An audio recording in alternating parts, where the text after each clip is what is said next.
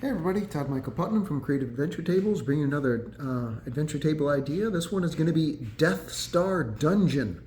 So apologies, I missed the month or so because I had some health issues, but those appear to be behind me. And in the meantime, during recovery, my Star Forged dungeon tiles from Dwarven Forge came in from their Kickstarter. And so the adventure I decided to do was a sci-fi swords and sorcery crossover. In my campaign, the patron of my heroes, of my players, is all Hades, the god of death.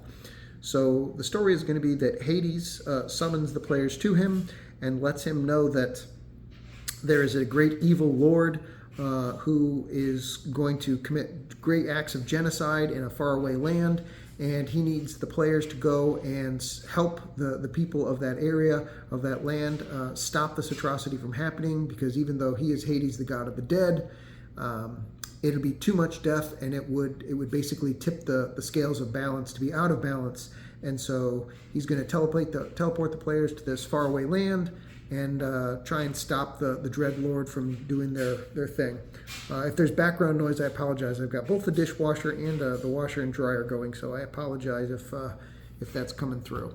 Anyways, so the players will get teleported into this one area, which when the cloth gets pulled off it, this will be the first time that they see that there's any kind of sci-fi type stuff. And as soon as they round the corner, and of course all of this is covered up until I pull off each individual piece, so they won't see this area, they won't see that area. But anyways, they'll just see this one, and then lo and behold, in there will be stormtroopers. I'm trying to get it so it's not blurry for you. There'll be stormtroopers that are in there who will immediately say, "Stop, rebel scum!" And then I've got my little sound buttons. I've got 4 of them. In the first one, I've got some Star Wars blaster sounds. So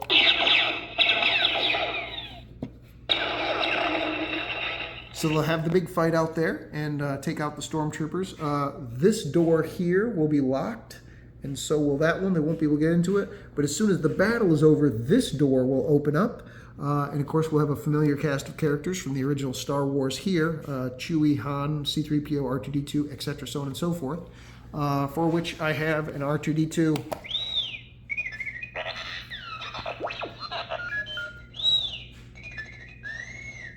So, they'll of course have a discussion where the Star Wars main characters will basically let the players know, or the heroes know, that they're here. They've got their spaceship has been gone by a tractor beam, and they need to find a way to get out. That's when R2-D2 and they'll say, "What do you mean spaceship?" Blah blah blah. And R2-D2 will make a 3D holographic image to show them what a Death Star is that they're on. Which I happen to have kind of a pseudo replica of one. It's a magnetic resonance flotation device, so it's actually floating. So I've got this here that I will unveil for them to be able to see the Death Star that they are fighting on, to give the characters themselves an idea of this is where you're at and we need to escape it. That's when R2-D2 will kick in and he'll say, "Hey, there, she's here." And let them know that the princess is in the detention block area. And from the control panel there, he will be able to unlock the doors, and they will get into here, whether they try and do disguise, whether they try and break in directly, that's up to them. Of course, the players might be able to grab some blasters from these guys too, so they might have blasters instead of using their swords. And then, of course, they go into this area here. There's going to be some rebels that they can let, rebel prisoners that they can release. I've got a gang of Jawas here that if they release, they might cause some pandemonium and stuff. And of course, Princess Leia herself is over here. Once they let her out, it won't take long, and more stormtroopers will show up, flood the area, and they'll have to fight them off for a bit. The rebels will be willing to hold the area for the princess to escape, letting them know that they'll hold the area. Basically, they'll blast their way through the panel on the floor, which leads them, of course, in order to get out, because that's the only way to get out. They go into the trash compactor. All of them will go into it, deviating from the original story, of course, a little bit, including C-3PO and R2-D2 and Obi-Wan. They'll all go in there. They fight it along with the players. R2-D2 and C-3PO will work on this control panels over here to try and unlock this door. It's going to take them a number of rounds to do it, but in the meantime, I've got a big old nasty Otigu in here that they'll be fighting, plus they have to make checks for poison and stuff like that each round. Eventually they defeat him, and then the next thing they need to do is they need to turn off the tractor beam so that the Millennium Falcon can escape. So they'll come to this area here, and while they're doing that, a group of bounty hunters will show up and immediately realize that these are, of course, not Imperial people that are in that sensitive area, and the bounty hunters will engage them, and there'll be another shootout in this area here. Once they engage and beat up the bounty hunters, where they might get some more weapons and stuff. Then eventually they make it to the dock area, and they've turned off the tractor beam. They make it to the dock area. This door opens up and they come in, and here they've got, it's going to be Darth Vader is going to be here waiting for them. And then there's stormtroopers and stuff that are around here, and there's a force field that prevents them from getting out into the area where the spaceship itself is.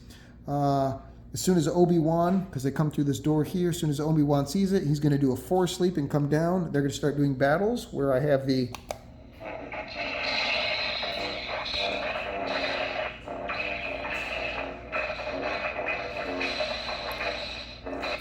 cool lightsaber sounds. The stormtroopers, of course, are going to run over like they did, and they'll form basically a defensive line.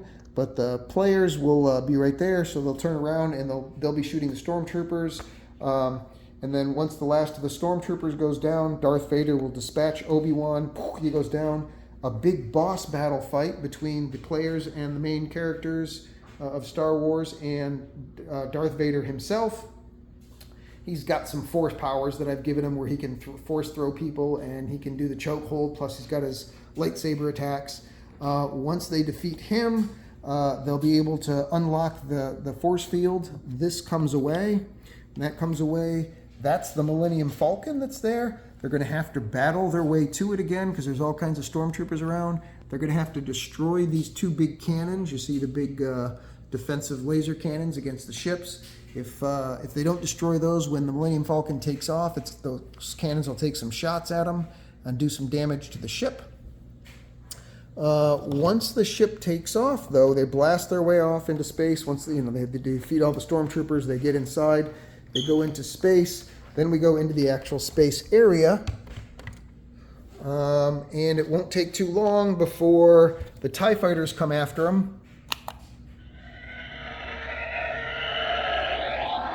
And it starts space combat where the TIE fighters start attacking them, but it won't just be an external thing alone.